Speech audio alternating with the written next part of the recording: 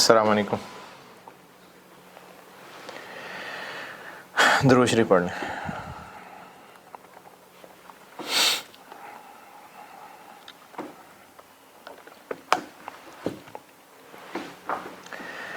ये camera man ने ना बड़े प्यार से लिखा है, तो मैंने फिर लिखा रहने दिया और मैंने ना इसको भी फिर ये तारे लगा दी।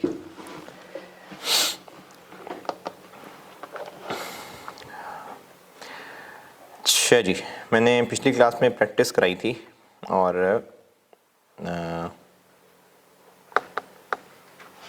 दो सवाल किए थे ना। सही है। चलें, काफ़ी है ये वेरिएंस की प्रैक्टिस। अब आते हैं आगे। मटेरियल यूजेज के ना कुछ एडवांस वेरिएंसेस हैं। एक सवाल से समझाता हूँ आपको।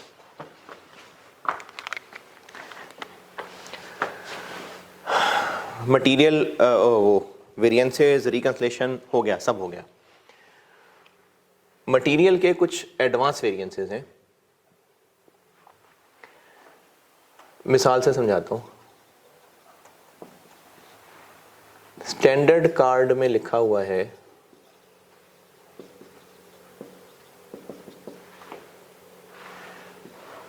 कि एक प्रोडक्ट बनाने के लिए दो तरह के मटेरियल लगेंगे। एक मटेरियल ए लगेगा, ये चाहिए होता है 3 किलो, और एक लगेगा बी, ये चाहिए होता है 5 किलो। मटेरियल ए का रेट ये 40 रुपए किलो है और जो मटेरियल बी है ये 120 रुपए किलो है। ये दो तरह के मटेरियल लगते हैं एक यूनिट बनाने में। ये एक प्रोडक्ट है। अच्छा, ये जो मैं भी आपको टॉपिक पढ़ाने लगा हूं, ये किन के लिए है वो समझ लें। कुछ प्रोडक्ट्स ऐसे हैं कि जिनमें एक से ज़्यादा मटेरियल लगते हैं और वो मटेरियल एक दूसरे की जगह नहीं ले सकते। मुराद मेरी ये है कि अगर चेयर बननी है तो उस चेयर में लकड़ी लगनी है, मेटल का एक आर्म रेस्ट लगना है और मेटल का पूरा स्ट्रक्चर होना है और उसके ऊपर फोम और कपड़ा लगना है। क्या ऐसा कर लें कि लकड़ी कम करके फोम ज़्यादा कर लें? मतलब जो कुर्सी का डिज़ाइन है, लकड़ी कम कर लेते हैं, फोम बढ़ा लेते हैं, तो कंपनसेशन हो जाएगी? नहीं। इसी तरह गाड़ी है, उसमें टायर ऐसा करते हैं कि 3 लगा लेते हैं, सीटें बढ़ा लेते हैं, चल जाएगा काम? नहीं ना। तो इनमें मटेरियल लग रहे हैं एक से ज़्यादा, लेकिन वो एक दूसरे की जगह नहीं ले सकते। लेकिन जो खाने पीने की चीज़ें हैं उनमें ऐसा हो सकता है कि अगर लाल मिर्च इस दफ़ा थोड़ी सी तेज़ वाली थी तो हमें शायद हल्दी एडजस्ट करनी पड़े। अगर आलू थोड़े डिफरेंट तरह के थे तो हो सकता है नमक एडजस्ट करना पड़े। खाने पीने की चीज़ें बिजनेस बनाता है। इसी तरह से ये जो पेंट्स हैं या इसी तरह के और केमिकल्स बनते हैं, ये 2-3 तरह के केमिकल्स को मिला के बनाते होंगे। हो सकता है केमिकल ए इस दफ़ा थोड़ा ज़्यादा कंसनट्रेटेड वाला आ गया हो, तो हो सकता है उसको बैलेंस करने के लिए केमिकल सी थोड़ा ज़्यादा डालना पड़े। अब ये जो मैंने अभी मिसाल दी है और जो पहले वाली मिसाल दी थी, इन दोनों में फ़र्क क्या है? हैं तो दोनों में मल्टीपल मटेरियल लग रहे, लेकिन दूसरी मिसाल में मटेरियल एक दूसरे की वजह से एडजस्ट हो सकते हैं, कम ज़्यादा हो सकते हैं। पहली मिसाल के अंदर एक सेट पैटर्न है, एक सेट डिज़ाइन है। अगर गाड़ी में 4 टायर लगने हैं तो 4 टायर लगने हैं, 5 सीटें लगनी है तो 5 सीटें लगनी है। ये नहीं कर सकते कि सीट बढ़ा लें, टायर कम कर लें। तो ये जो मैं टॉपिक पढ़ाने लगा हूँ, ये उन प्रोडक्ट्स के लिए है जिसमें लगने वाले मटेरियल, पहली बात मल्टीपल होते हैं, यानी एक से ज़्यादा होते हैं। दूसरी बात, ये आपस में एक दूसरे से कनेक्टेड होते हैं, सप्लीमेंट करते हैं, कंप्लीमेंट करते हैं। ऐसा हो सकता है कि इसमें किसी खराबी की वजह से या इसमें किसी तेज़ी की वजह से इसकी क्वांटिटी बढ़ानी पड़े। ये आपस में एक दूसरे को सपोर्ट कर रहे होंगे, आपस में एक दूसरे के साथ कनेक्टेड होंगे। ऐसे प्रोडक्ट्स जिनमें डलने वाले मटेरियल एक से ज़्यादा हो, दूसरा वो आपस में कनेक्टेड हो कि एक की क्वांटिटी दूसरे की क्वांटिटी से ऐसे रिलेटेड है कि दूसरे की क्वालिटी इसकी क्वांटिटी को कम ज़्यादा कर सकती है। इनके लिए है ये टॉपिक जो पढ़ाने लगा। वो प्रोडक्ट्स जिनमें एक से ज़्यादा तरह के मटेरियल डलते हैं और वो मटेरियल आपस में इस तरह कनेक्टेड हैं कि एक की क्वालिटी दूसरे की क्वांटिटी को अफेक्ट कर सकती है। जैसे मैंने मिसाल दी कि लाल मिर्च थोड़ी ज़्यादा तेज़ थी तो हल्दी को एडजस्ट करना पड़ेगा, आलू थोड़े मीठे वाले आ गए तो नमक चेंज करना पड़ेगा, नमक की क्वांटिटी बढ़ानी पड़ेगी।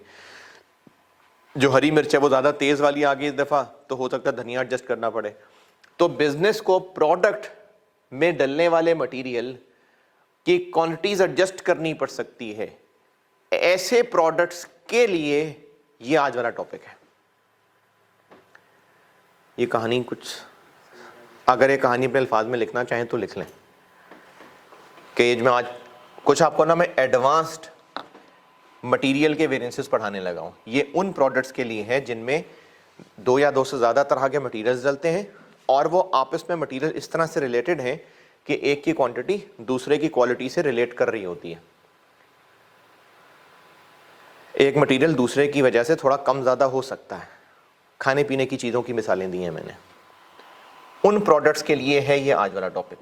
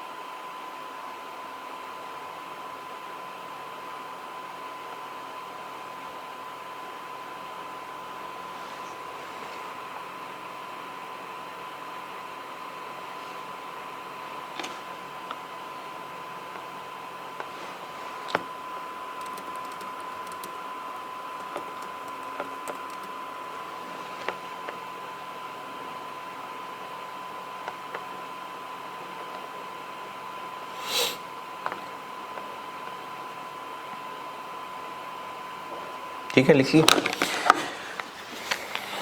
ये स्टैंडर्ड है और एक्चुअल रिजल्ट ये निकला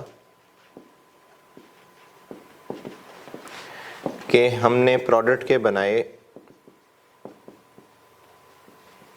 इस साल 4000 यूनिट्स और जो मटेरियल इस्तेमाल हुआ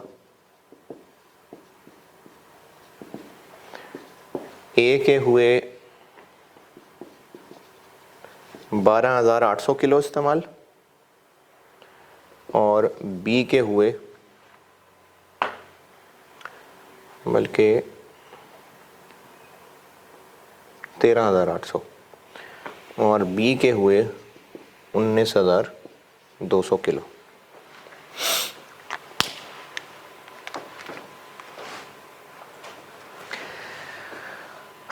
मटेरियल यूजेज वेरिएंस निकालता हूँ। मटेरियल यूजेज, बल्कि पहले आप लोग कैलकुलेट करें, ए का भी और बी का भी, दोनों का मटेरियल यूजेज वेरिएंस निकालें एक एक करके। ये डाटा है, ए और बी का मटेरियल यूजेज वेरिएंस निकालें।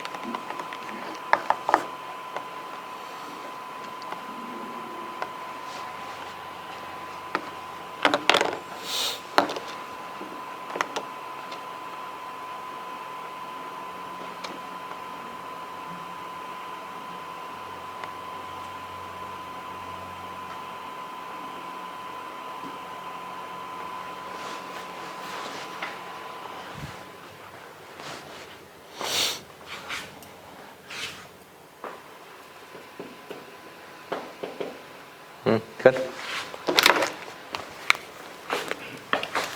यूजेज वेरिएंस निकाल रहा हूं ए का। फार्मूला क्या होता है, बल्कि ये लिख देता हूँ, standard cost into standard quantity minus into actual quantity. जी ए के लिए क्या करूं, 40 रुपए इंटू 12,000 किलो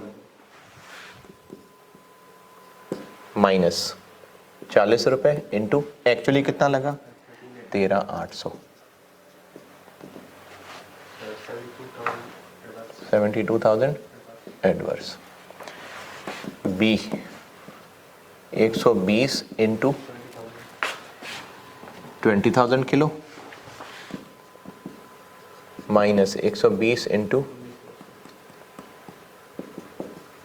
19,200, 96,000 फेवरेबल। अगर इन दोनों को मिला दें तो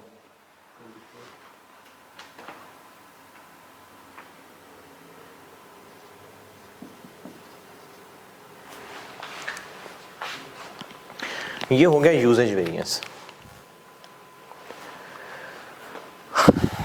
यूजेज वेरिएंस से ये पता चल रहा है कि मटेरियल ए जितना लगना चाहिए था उससे ज़्यादा लगा और मटेरियल बी जितना लगना चाहिए था उससे कम लगा। मटेरियल ए ज़्यादा क्यों लगा, क्या क्या वजह हो सकती हैं?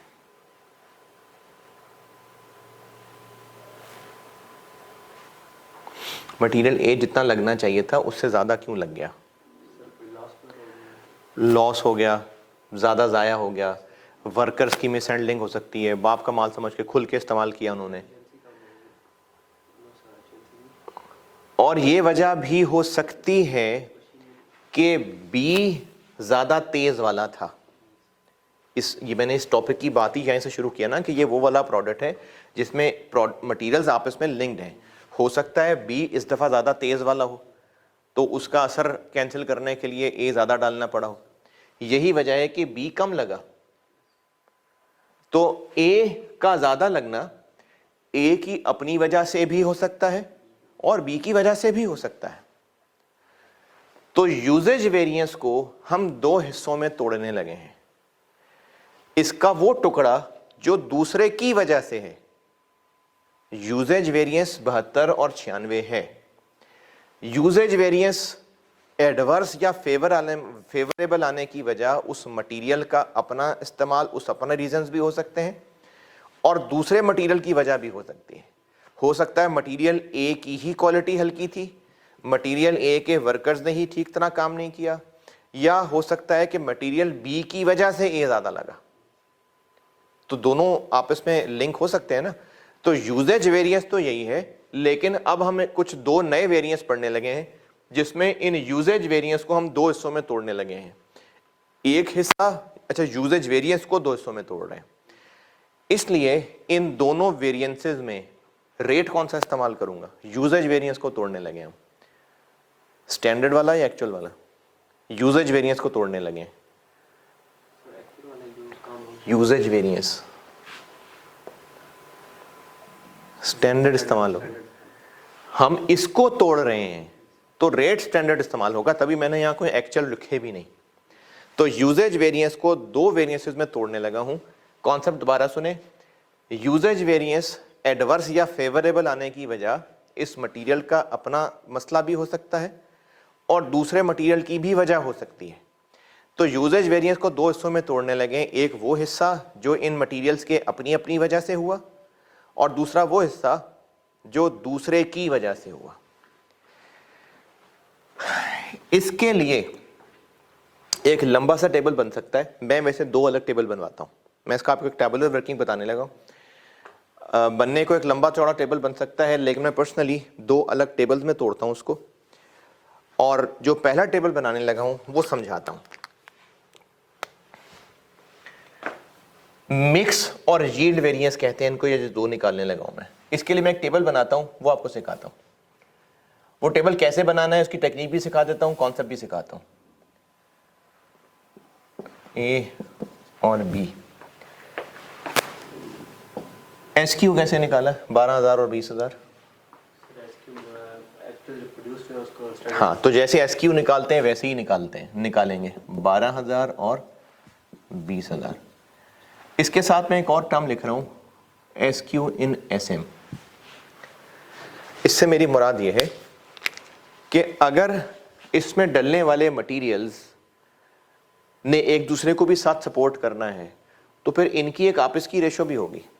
जैसे खाने पकाने की मिसाल से बताता हूँ कि अगर चाय बनानी है, कई हॉस्टलाइट को तो चलो चाय बनानी भी आती होगी, अगर चाय बनानी है तो खुल के जितने मर्जी चम्मच चीनी डालें, या ये डिपेंड कर रहा है ना कि पत्ती कितनी डाल रहे हैं, दूध कितना डाल रहे हैं, तो इनका आपस में कनेक्शन ज़रूरी है। तो बिजनेस प्रोडक्ट में जो मटेरियल्स डलने हैं उनकी आपस की एक रेशो भी बिजनेस ने स्टैंडर्ड की होगी, जैसे 3 और 5। इसको कहते हैं स्टैंडर्ड मिक्स। मिक्स मतलब इनकी आपस की रेशो, स्टैंडर्ड मिक्स। तो मैंने लिखा है SQ इन SM, क्या बना? Standard quantity in standard mix. SM से मेरी मुराद स्टैंडर्ड मिक्स। प्रॉपर रेशो में। हाँ, ये उसी तरह कंसेप्ट है कि एक मटेरियल दूसरे में कितनी परसेंटेज है। SD से तो उसका ताल्लुक वैसे लिंक कह रहे हैं, जैसे परसेंटेज वहाँ पे दी हुई थी। नहीं, देखें हर प्रोडक्ट में जो मटेरियल डलने हैं ये एक रेशो में डलने हैं ना, कि अगर लेट से 4 कप चाय बननी है तो उस 4 कप चाय में पानी और दूध अगर दोनों डलने हैं तो उस पानी और दूध की एक रेशो होगी ना, लेट से 3 कप दूध और 1 कप पानी, ये एक रेशो होगी। इसी तरह से अगर कोई पेंट बनना है तो उसमें रंग लाने के लिए एक रेशो होगी कि फलाना केमिकल इतना डलना है, फलाना केमिकल इतना डलना है, फलाना केमिकल इतना डलना है, फिर पेंट बनेगा। तो ये उनकी आपस की रेशो है, ये मिक्स कहलाती है। तो SQ इन SM यानी standard quantity in standard mix. मैंने सिर्फ ये एक टर्म नई बनाई है, वरना ये SQ ही है। एक कॉलम बनेगा AQ, ये कितना? ये 13,800 और 19,200। इसको मैं कहने लगा हूं AQ इन AM। ये क्या बात हुई? एक्चुअल क्वांटिटी इन एक्चुअल मिक्स।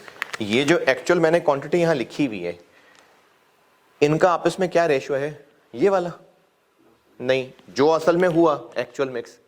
मिक्स मतलब इनका आपस का रेशो। तो एक कॉलम मैंने बनाया है SQ इन SM और एक बनाया है AQ इन AM। सिर्फ इन SM और इन AM मैंने नई चीज लिखी है, वरना SQ और AQ वही है जो आप पहले भी निकालते हैं, ये वही किया मैंने। सिर्फ इन SM और इन AM बस नए नाम बना दिए हैं, वरना 12,000, 20,000, 13,800, 19,200 ये वही है जो पहले भी करते हैं।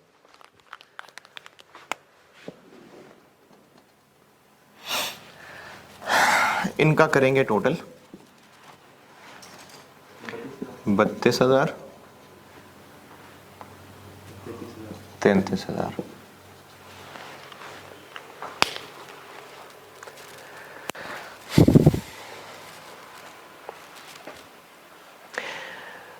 जब हम पहले भी प्राइस वेरिएंस, यूजेज वेरिएंस निकाल रहे होते थे, या लेबर का रेट वेरिएंस, एफिशिएंसी वेरिएंस, तो एक वेरिएंस निकालते हुए, जैसे अगर हम यूजेज वेरिएंस निकाल रहे होते थे तो हम उसमें प्राइस का चेंज होना इग्नोर कर रहे होते हैं।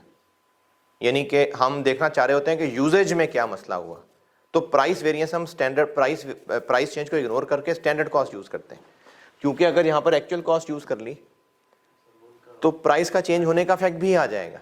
तो इसी तरह से जब हम मिक्स वेरिएंस और यील्ड वेरिएंस, ये दो नाम बता रहा हूँ, मिक्स और यील्ड, जब ये दोनों वेरिएंस कैलकुलेट करने लगे हैं, ये बात दोबारा सुने, यूजेज वेरिएंस मटेरियल का जो होता है इसको हम दो हिस्सों में तोड़ने लगे हैं।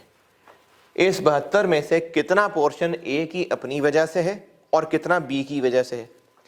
इस 96,000 में कितना पोर्शन B की अपनी वजह से है और कितना A की वजह से। जो दूसरे की वजह से है इसको मिक्स वेरिएंस कहते हैं, और जो अपनी वजह से है इसको यील्ड वेरिएंस कहते हैं। मिक्स वेरिएंस और यील्ड वेरिएंस, दो वेरिएंस सिखाने लगा हूं। मटेरियल यूजेज वेरिएंस के ये दो तोड़ हैं, मटेरियल मिक्स वेरिएंस और मटेरियल यील्ड वेरिएंस। एक तीसरा कॉलम है जो नया बना रहा हूं, ये पहले भी यही हम बनाया करते हैं। एक तीसरा कॉलम है जो नया सिखा रहा हूं, उस तीसरे कॉलम का नाम है ए क्यू इन एस एम। ये क्या लगता है नाम से? Actual quantity in standard mix. ये कैसे बनेगा? ये ऐसे बनेगा कि एक्चुअली कितने किलो लग गए? 33,000। असल में लगे ये 33 इस रेशो में। अगर इनकी रेशो वही रहती जो स्टैंडर्ड में थी तो ये जो 33,000 लगे ये कितने कितने ए और बी लगते? कैसे निकालो? स्टैंडर्ड और जितने लग चुके हैं फिनिश फ्रूट से मल्टीप्लाई करेंगे। नहीं, मेरी बात दोबारा सुने। एक्चुअली 33,000 किलो लग गए, इतने। चलो ठीक है, 33 लगे, 32 लगने चाहिए थे, ठीक है 33 लग गए। अब जो 33 लगे हैं, अगर रेशो खराब ना होती तो इस 33 में ए और बी कितने कितने होते? कैसे करें कैलकुलेट? सर इसकी रेशो निकालेंगे, इसके साथ जितने स्टैंडर्ड है उससे मल्टीप्लाई करेंगे। 33,000 किलो लगा, 33,000 किलो ही लगता लेकिन रेशो वही रहती जो स्टैंडर्ड में रखी थी, तो ये 33,000 ए और बी में कितने कितने होते? नहीं, शायद मैं इसे समझा ही नहीं सकता, मैं कैलकुलेट कराता हूं। 33,000 किलो को 3 और 5 की रेशो में बांटें।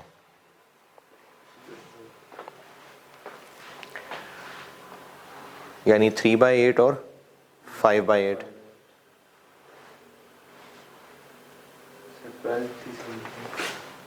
12, 375 और 20, 625। अब दोबारा समझें, ए और बी इतने इतने लगने चाहिए थे जबकि असल में इतने इतने लगे। इनका कंपैरिजन यूजेज वेरिएंस है। अब हम इस यूजेज वेरिएंस को तोड़ना चाह रहे हैं दो हिस्सों में कि इस 72,000 में से कितना फ़र्क ए की अपनी वजह से है और कितना बी की वजह से है। इस 96 में कितना बी के अपने वजह से है और कितना ए का असर है। जो दूसरे की वजह से है उसको मिक्स वेरिएंस कहते हैं और जो अपने ही मसले की वजह से है उसको यील्ड वेरिएंस कहते हैं। मिक्स और यील्ड वेरिएंस निकालने के लिए हमें किलोज की पहले कैलकुलेशन करनी पड़ेगी। एक 3 कॉलम टेबल बता रहा हूं, एक एसक्यू वाला कॉलम, एक एक्यू वाला कॉलम। ये वही है जो आज तक करते आ रहे हैं, वैसे ही है, मैंने सिर्फ ये 7 एडिशन कर दिए। मिक्स मतलब रेशो, एसक्यू एसएम का मतलब ये है कि इन यूनिट्स बनाने के लिए इसी रेशो में ए और बी कितने कितने लगने चाहिए थे। इस रेशो में ए क्यू इन ए एम ये है कि असल में क्या हुआ, तो जो असल में हुआ उसकी रेशो क्या है, वही जो इधर असल में है, तो इसलिए इसको ए क्यू इन ए एम कहते हैं। अब ये एक नई चीज मैंने बताई है, ये क्या है, ये है कि 33,000 किलो लगे, चलो लग गए कम या ज्यादा, लेकिन अगर रेशो खराब ना होती, देखें इनमें और इनमें अगर कंपैरिजन करें तो एक तो टोटल लगा भी ज्यादा है और आपस की रेशो भी चेंज है। इनकी आपस की रेशो देखिए 3:5 बनती है।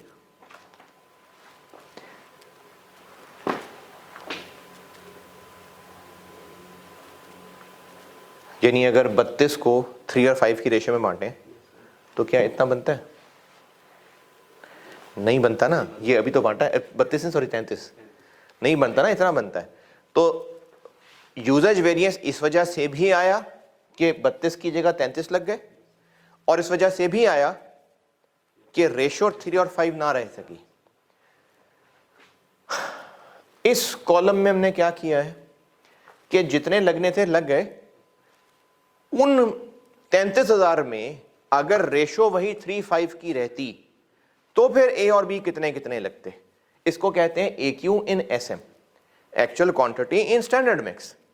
यानी वही 33,000 किलो जो असल में लगे हैं, अगर रेशो खराब ना होती तो 33,000 किलो का तोड़ क्या होता, इतना ए होता और इतना बी होता। रेशो 3 और 5 की है ना, तो 33,000 किलो जो लगे, अगर रेशो 3 और 5 की ही रहती तो फिर ये ए और बी कितने कितने होते, वो ये है। अब इन 3 कॉलम्स के कंपैरिजन से मिक्स वेरिएंस और यील्ड वेरिएंस बताने लगा।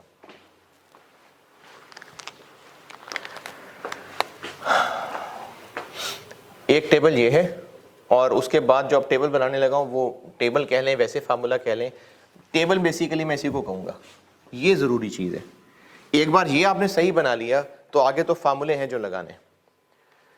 और इसकी भी टिप्स दोबारा देखें, ये जैसे पहले करते हैं वैसे ही, और ये गिवन होगा, ये इनका टोटल है, ये चीज़ यहाँ लिखी, और ये किसको बांट दिया, इसको रेशो में बांट दिया।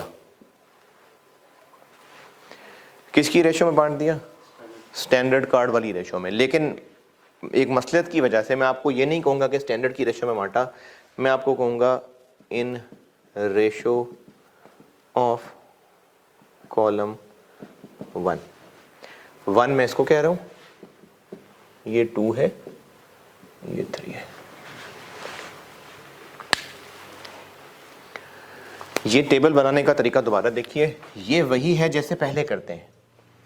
ये गिवन है, ये इसका टोटल, ये यहाँ लिखा, और इसको किस रेशो में बांट दिया, 3 और 5 की रेशो में वैसे, लेकिन आपको मैं कहूँगा कि इस रेशो में, यानी 33,000 इंटू 12 बाई 32, 33,000 इंटू 20 बाई 32। इस तरह से हमने बांटा और ये आंसर आ गया। एक बार ये 3 कॉलम आपने सही कैलकुलेट कर लिए, उसके बाद आपने वो फार्मूले लगाने हैं बस। मिक्स वेरिएंस का फार्मूला बताता हूं।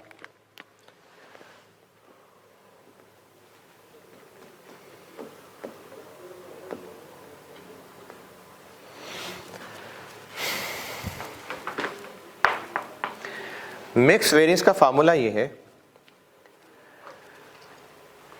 कि जो असल में हुआ सो हुआ, ठीक है, जो होना था हो गया, लेकिन जो हुआ अगर रेशो खराब ना होती तो क्या होता, ये होता।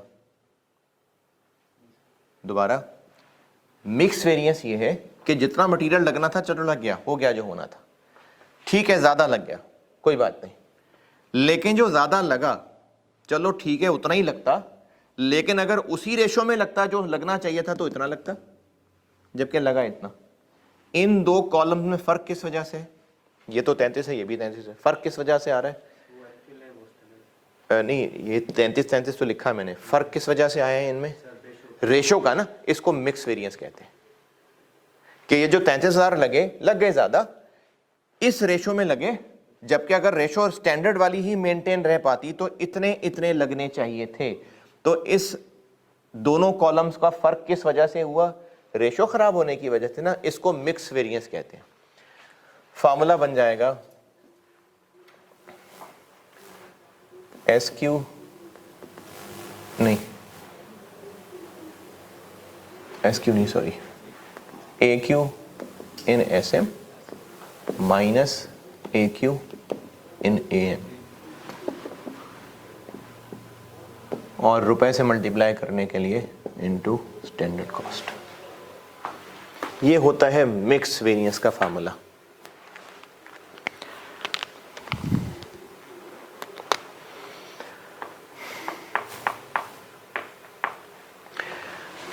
ये फार्मूला हो गया। तो A के लिए बताएं, 12,375 माइनस 13,800 इंटू 40 रुपये,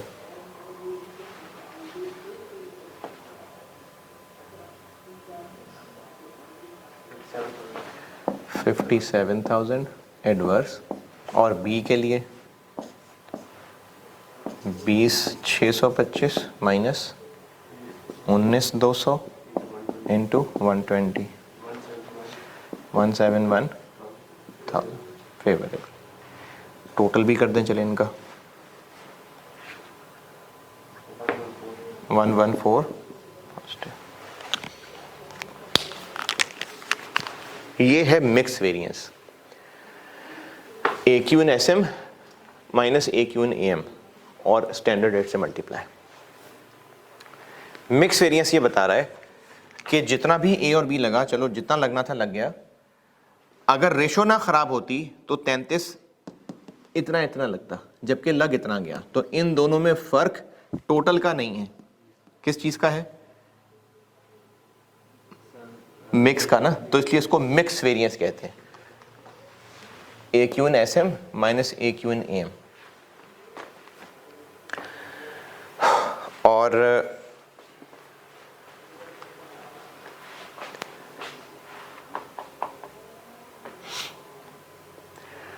अगर रेशो का मसला फिलहाल साइड पे रख दें, यानी रेशो ना खराब हुई, तो फिर कितने लगने चाहिए थे और कितने लगे?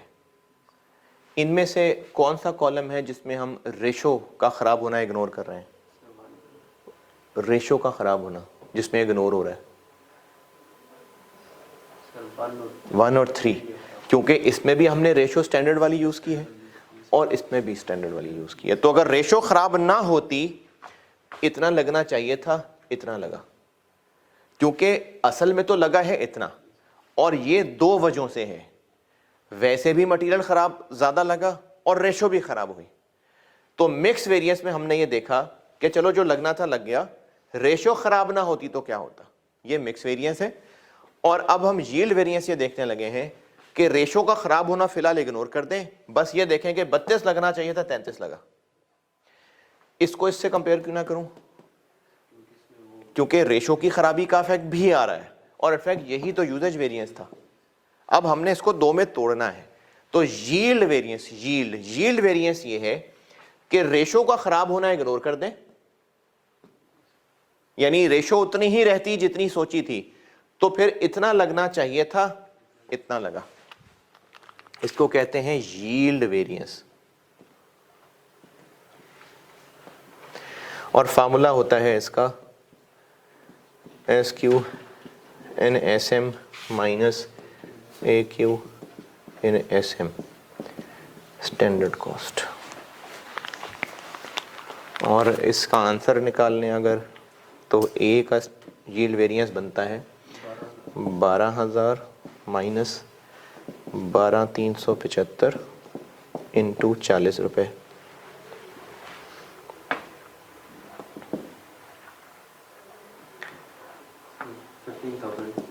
15,000 एडवर्स।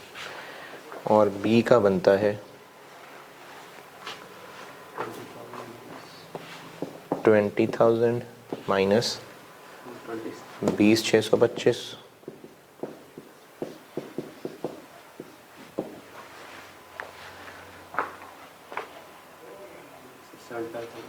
75,000।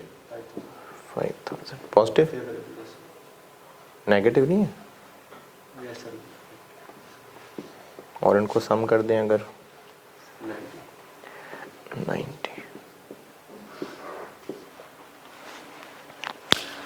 अच्छा, एक जादू दिखाता हूं। ए का मिक्स वेरिएंस और ए का यील्ड वेरिएंस दोनों नेगेटिव हैं, दोनों को मिलाएं तो कितना बन रहा है? ये ए का यूजेज वेरिएंस आ गया। बी का मिक्स वेरिएंस और बी का यील्ड वेरिएंस 96। और टोटल भी देख लें बेशक, ये मिक्स का टोटल है, ये यील्ड का टोटल है।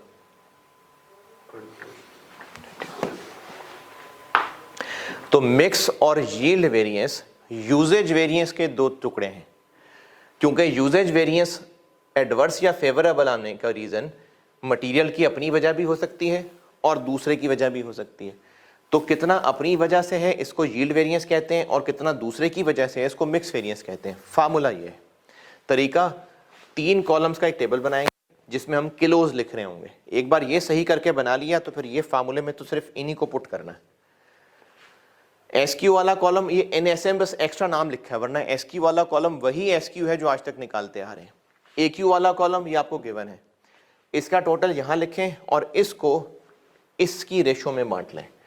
अभी फिलहाल 3 और 5 की रेशो में भी बांट लें, यही आएगा, लेकिन एक वजह से आपको कह रहा हूं कि आपने पहले कॉलम की रेशो में बांटना है। जब ये 3 कॉलम बन गए तो मिक्स वेरिएंस इन दोनों का डिफरेंस है और यील्ड वेरिएंस पहले और तीसरे का डिफरेंस है। और ये फार्मूले तो आपको याद करने हैं।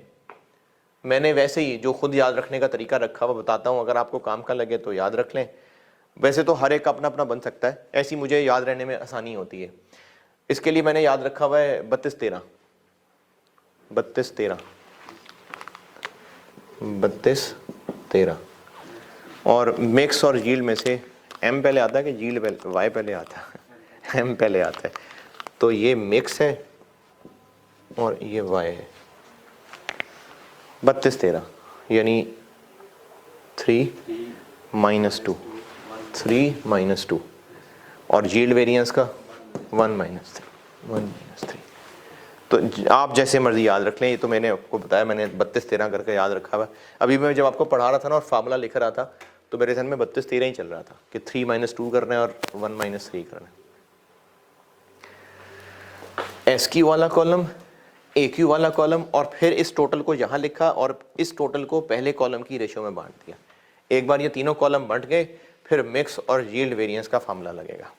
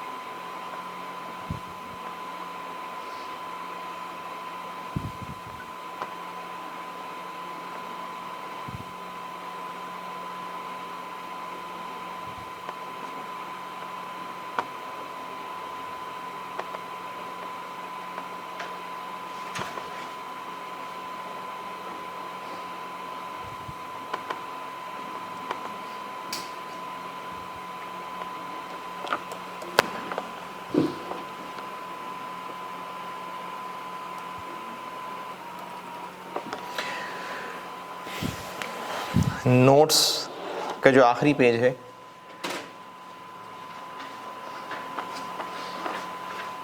एडवांस वेरिएंस एनालिसिस में मटेरियल मिक्स और यील्ड वेरिएंसेस, ये मैंने आपको सारा बता दिया। बस जो आखिरी एग्ज़ाम नोट्स का डब्बा है वो अभी नहीं बताया, वो भी रहने दें। बाकी जो उससे पहले पहले एग्ज़ाम नोट्स के आखिरी पेज नोट्स का आखिरी एग्ज़ाम नोट्स के डब्बे से ऊपर ऊपर तक पढ़ लें, ये सब बता दिया आपको।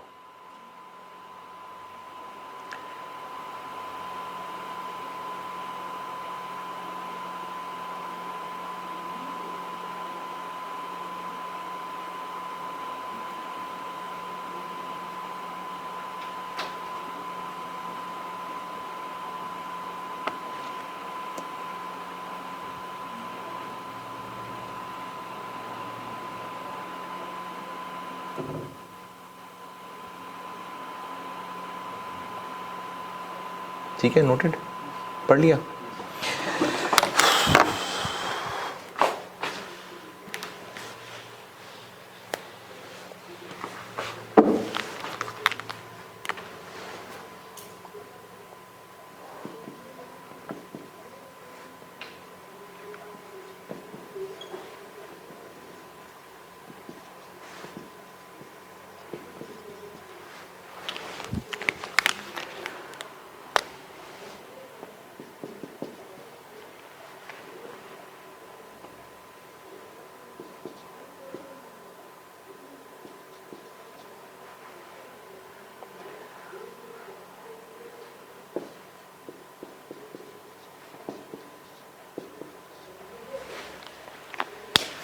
चल, ये सवाल है, निकालें। यूजेज, मिक्स और yield can calculate.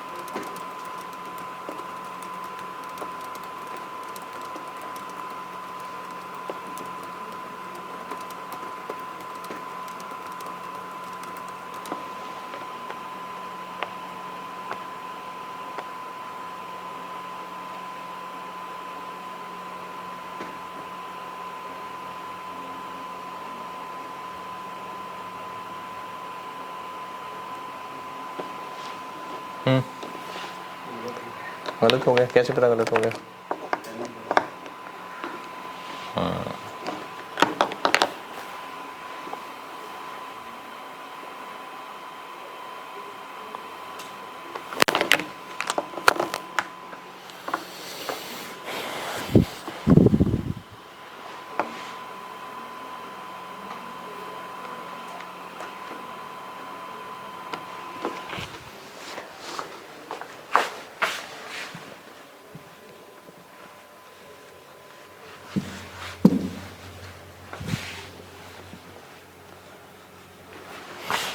Ji SQ 4000 into 2.5 कितना?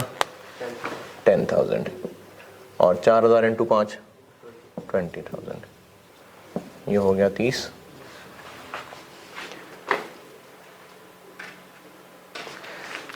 अहमद मस्जिद में पढ़ाते हैं यार, जोहर ब्रेक रोक रहे हैं उसको।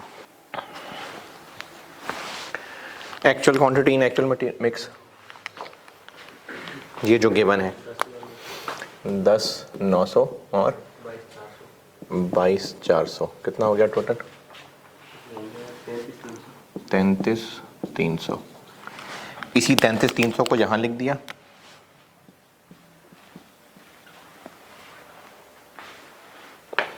और इस 33,300 को 10-20 की रेशो में बांट दिया।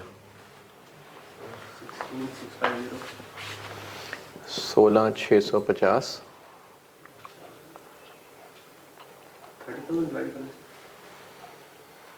10 और 20 की रेशो में बांटना है ना। 11,100 है, 11,100 22,200।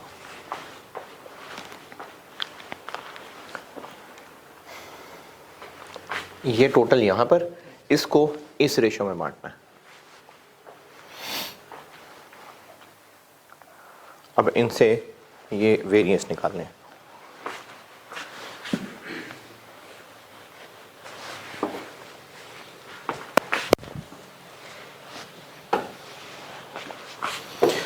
जी 11,100 माइनस 10,900 इंटू 20,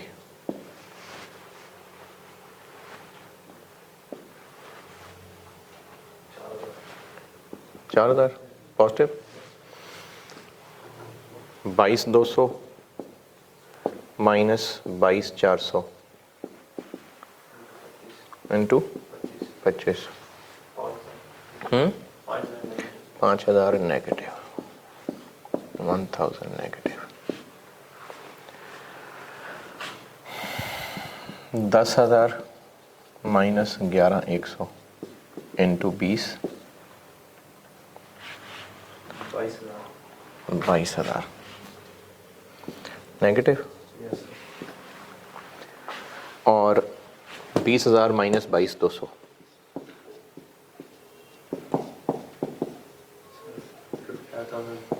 25 कितना?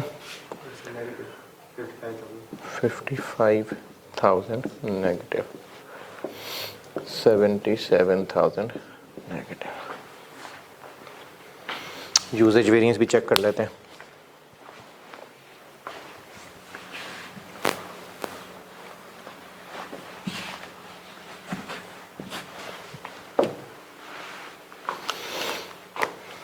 Usage variance 20 into 10,000 minus 20 into 10 20 into 10,900 18,000 negative. ये 22 नेगेटिव, वो 4 पॉजिटिव, तो 18 नेगेटिव। 25 इंटू 20,000 माइनस 25 इंटू 22,200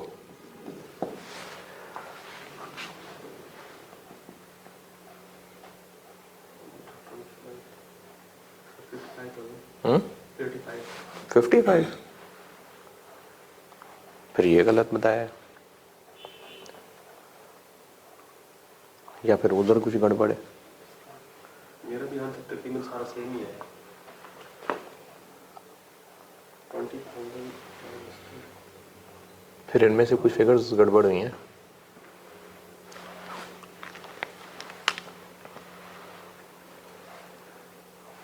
चार 4,000 बनाए और 20,000 10,000 ठीक है, 10 900 22 400 ठीक है, ये बन गया 33,300। 33,300 1 और 2 की रेशो में बटा इतना ही बनता है मेरे ख्याल में। और अगर यूजेज देखें तो 10 और 10 900 18,000 और 20 और 22 400 सॉरी 22 400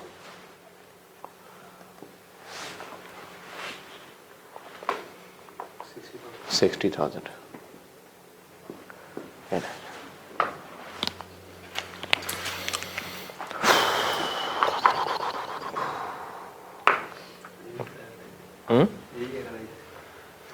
लें जी, ये है जी मिक्स और झील। अहमद अब कितने बजे शुरू की थी तकरीबन? 1:35 12:35 और फिर हम तकरीबन 12:25 पे चले गए थे, 50 मिनट पड़े थे। ठीक है, चलें एक सवाल करते हैं। सवाल कर लेते हैं।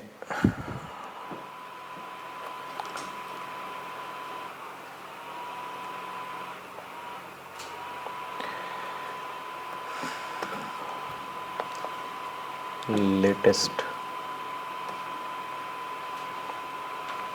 चलें लेटेस्ट वाला करते हैं। है अभी पेपर? नहीं, ऑटम 21 नहीं होगा इसमें, क्या है? ऑटम 21 का पेपर है। हाँ, autumn 21 question number 3।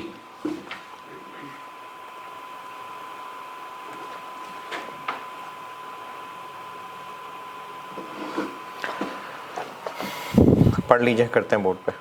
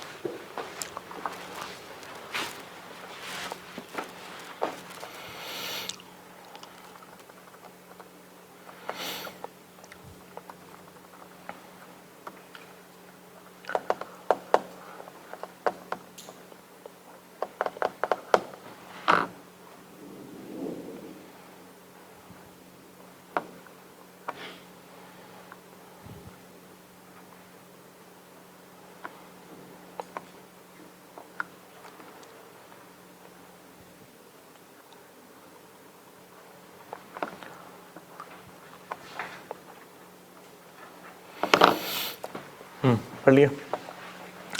Process mix है तो प्रोसेस मिक्स पहले भी किए थे। पार्ट ए ईपी बनाना है। Question 3 autumn 21 part A equivalent production. अगर ये ना भी पूछा होता अलग से तो भी हम बना रहे होते।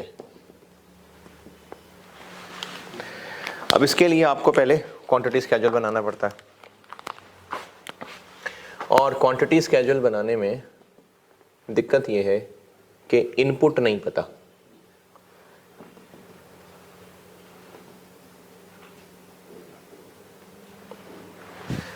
जब इनपुट नहीं पता तो फिर एबनॉर्मल लॉस वगैरह भी नहीं निकाल सकते।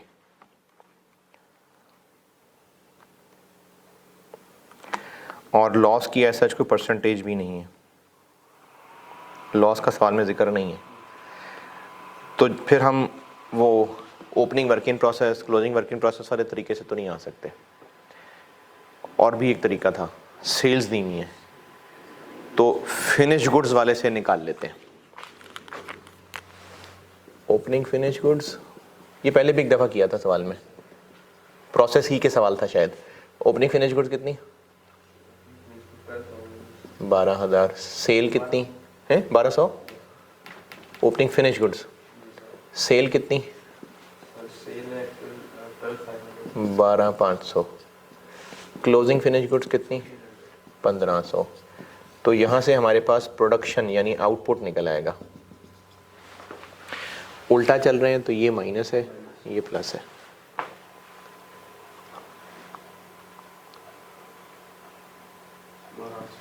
$12,800 ये आउटपुट है। लॉसेस का सवाल में जिक्र नहीं है, इनपुट भी नहीं है, तो वो वर्क इन प्रोसेस वाला क्वांटिटी स्केड्यूल नहीं बनेगा। फिर FIFO मेथड है ओपनिंग वर्क इन प्रोसेस की लाइन। कितने यूनिट्स हैं ओपनिंग वर्क इन प्रोसेस के? 1000। कितने परसेंट? तो कन्वर्जन में आ जाएंगे 40%। मटेरियल वाला कॉलम, कन्वर्जन वाला कॉलम और equivalent units 400। Started and completed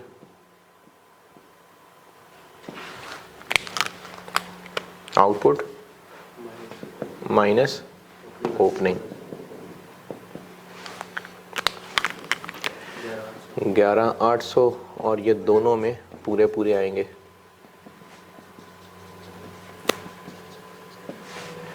closing 500। Material पूरा और कन्वर्जन 80%। 500 और 400।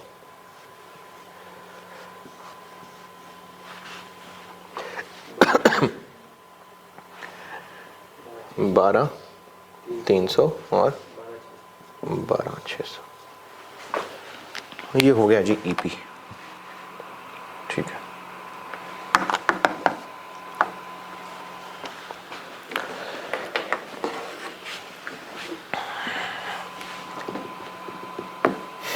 यहाँ तक कोई मसला? बी, वेरिएंसेस पूछे में नाम लेके, material price variance, mix variance और यील्ड वेरिएंस। चलो जी, मटेरियल प्राइस वेरिएंस निकालते हैं। मटेरियल प्राइस वेरिएंस के लिए देखना होता है कि परचेज और यूज्ड बराबर है कि नहीं। तो फिर बराबर है नहीं है, और बल्कि एक ज़्यादा जल्दी कर गया मैं। वेरिएंस के सवाल के लिए सबसे पहला ज़रूरी काम क्या बताया?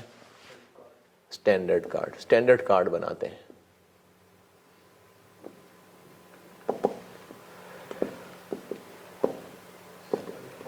सेल वेरिएंस नहीं पूछा तो इसलिए यही काफ़ी है, टोटल की खैर है। डायरेक्ट मटेरियल क्या क्या है? अल्फा है 4 किलो। 800 रुपये किलो है या पर यूनिट है? नहीं, देखें क्वेश्चन में जो टेबल दिया हुआ है ना, इस टेबल से ऊपर क्या लिखा हुआ है? Per unit of product. तो ये 800 रुपये किलो नहीं है, ये 800 रुपये यहाँ लिखा हुआ है इधर। तो फिर ये कितना हुआ? तो स्टैंडर्ड कार्ड बनाना बहुत ज़रूरी है, वरना आप लोगों ने ये 800 यूज़ कर लेना था। दूसरा क्या है? बी 6 किलो 900 इधर, जैसे टोटल 900 तो फिर ये क्या हुआ 150 150। डायरेक्ट लेबर 2 hours 2 घंटे, 300 यहाँ पैसा 300, तो फिर 150। मार्जिनल है कि एब्जॉर्प्शन है? अडॉप्शन एब्जॉर्प्शन है। कैसे पता चल रहा है? लास्ट प्राइस मल्टीप्लाई और अगर ना लिखा होता तो कैसे पहचानते? स्टैंडर्ड कार्ड का हिस्सा है फिक्स्ड, तो इसलिए एब्जॉर्प्शन कॉस्टिंग है। फिक्स्ड के लिए आपको पहले ही पॉइंट में नीचे बुलेट बोल्ड करके लिखा हुआ है, fixed production overheads 1.2 million based on budgeted labour hours. तो यहाँ से निकल आएगा पर लेबर आवर कितने budgeted labour hours. Budgeted hours कैसे?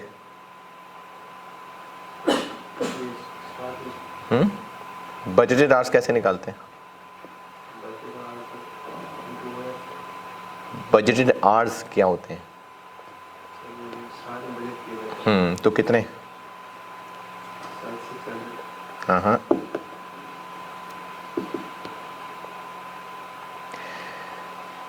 बजट थी प्रोडक्शन 12,000 यूनिट्स, पहले ही पॉइंट की पहली लाइन में लिखा हुआ है, और एक यूनिट के लिए स्टैंडर्ड है 2 घंटे, तो बजटेड प्रोडक्शन क्या, बजटेड आवर्स क्या हुए 24,000।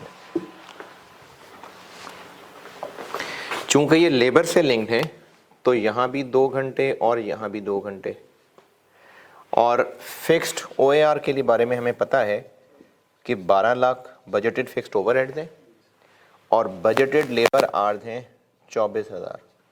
कैसे 24,000? बजटेड प्रोडक्शन के लिए टोटल कितने घंटे लगने थे, इनको बजटेड आवर्स कहते हैं। तो पहले ही पॉइंट की पहली लाइन में लिखा हुआ है 12,000 यूनिट्स बजटेड थे इंटू 2 24,000, तो क्या बन गया फिक्स्ड OAR? तो ये है 50।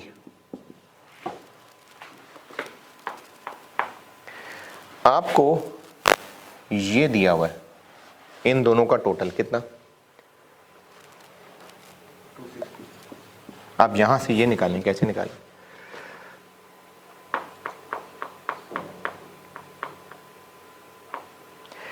वेरिएबल और फिक्स दोनों का टोटल 260 दिया हुआ है ना, तो अब यहां से ये 100 है, ठीक है शाबाश, तो 160 ये होगा और यहां से यहां है 80। स्टैंडर्ड कार्ड तसल्ली से बना लें, जल्दबाजी ना करें कि स्टैंडर्ड कार्ड बनाए बगैर आगे निकले। स्टैंडर्ड कार्ड बना लें, वेरिएंसेस में आसानी हो जाएगी। ये स्टैंडर्ड कार्ड बन गया। पहला वेरिएंस क्या है? Material price variance. Material price variance का फार्मूला डिपेंड करता है कि मटेरियल यूज परचेज बराबर है या डिफरेंट है। तो फिर इस सवाल में बराबर है कि डिफरेंट है? डिफरेंट है। आपको टेबल से नज़र आ रहा है कि परचेज़ किए हुए हैं 75,000, जबकि 75 और 74 नेट 74, जबकि इस्तेमाल हुए हैं 60। तो फिर अगली बात क्या देखनी होती है? हाँ, तो फिर किस पे मैयर हो रही है? पॉइंट 2 में क्या लिखा हुआ है? रॉ मटेरियल इन्वेंट्री किस पे मैयर हो रही है?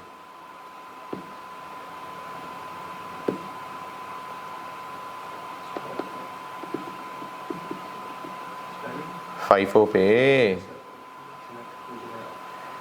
BL accounts for material price variance at the time of issuance of material to production and uses FIFO method for inventory। तो एक्चुअल पे मैयर हो रही है। अच्छा, अगर ये FIFO ना लिखा होता तो भी BL, मैंने आपको इसकी एक और निशानी भी बताई थी, BL accounts for material price variance at the time of issuance, ये मैंने केस 2 के साथ लिखा हुआ था, 2 के B के साथ लिखा हुआ था, केस 2 के B के साथ लिखा हुआ था at the time of issuance. तो इसका मतलब है raw material inventory actual cost पे मैयर होती है। इस सूरत में प्राइस वेरिएंस किस पे निकालते हैं? एक्चुअल क्वांटिटी परचेज्ड पे कि यूज्ड पे? यूज्ड पे। बस इसके लिए थी ये सारी मेहनत कि कौन सा फार्मूला लगना है, तो एक्चुअल क्वांटिटी यूज्ड वाला लगना है। तो मटेरियल प्राइस वेरिएंस होता है standard cost into price variance actual quantity used. Material purchased और यूज्ड अगर डिफरेंट हो तो फिर केस 2 हो गया। फिर केस 2 में देखते हैं कि वैल्यू एडेड स्टैंडर्ड है कि वैल्यू एडेड एक्चुअल है। अगर वैल्यू एडेड स्टैंडर्ड होता तो फिर प्राइस वेरिएंस के फार्मूले में ए क्यू परचेज्ड आता है, और अगर वैल्यू एडेड एक्चुअल हो तो फिर ये आता है, actual cost into actual quantity used. Formula ये लिख लिया। अब अल्फा के लिए भी सॉल्व कर लेते हैं और बीटा के लिए भी कर लेते हैं।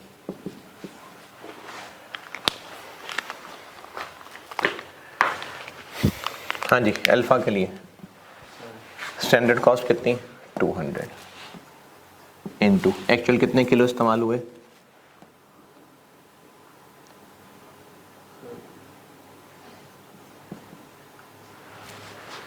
60,000।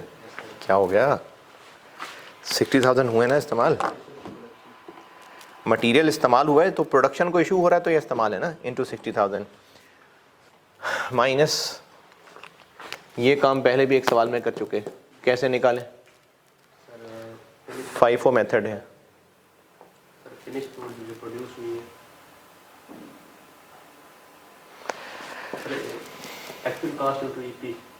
नहीं नहीं नहीं नहीं नहीं नहीं नहीं,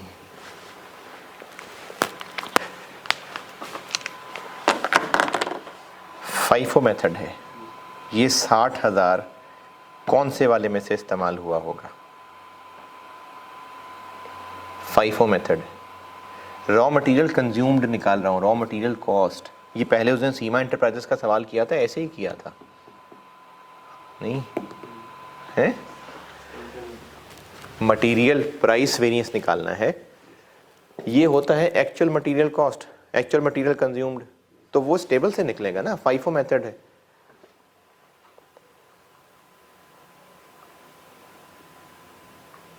नहीं बात समझ आई।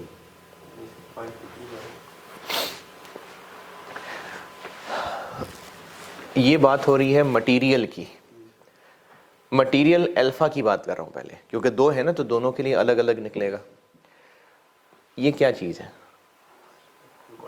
कितनी है सवाल में 60,000।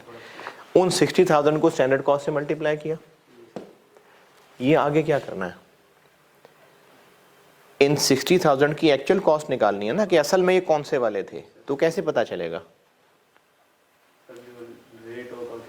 हाँ जी बिल्कुल, तो इस टेबल में से किसको कितने किलो को किससे मल्टीप्लाई करूं, क्या करूं।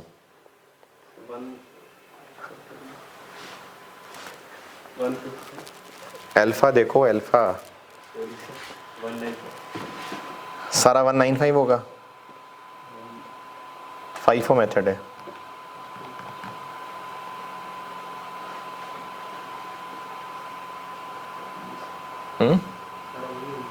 सारा 195 होगा। ना कर यार, ऐसे ना कर।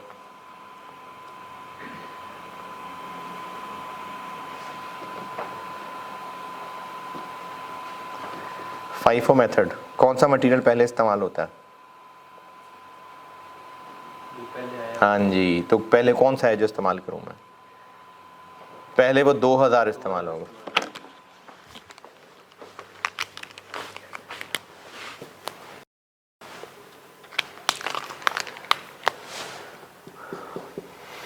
पहले वो 2000 इस्तेमाल होगा। कितने वाले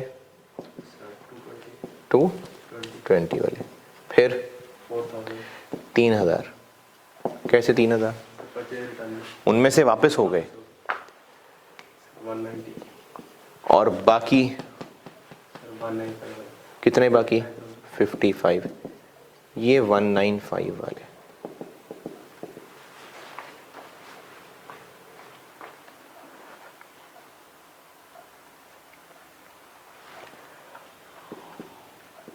सर 117 ग्रैंड टोटल अलग अलग सॉल्व नहीं किया। Sir 440,000 570 sir 1072500 sir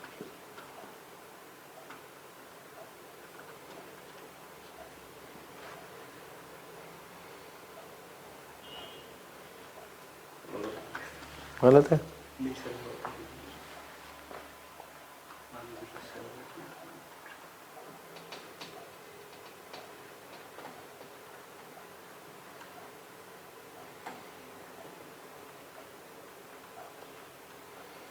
1173500।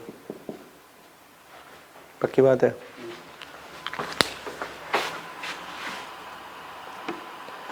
ठीक, 1173500। सर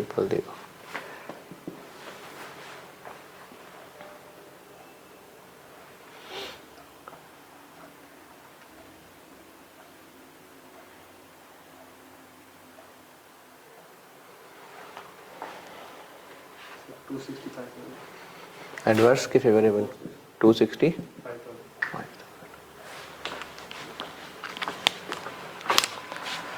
सही।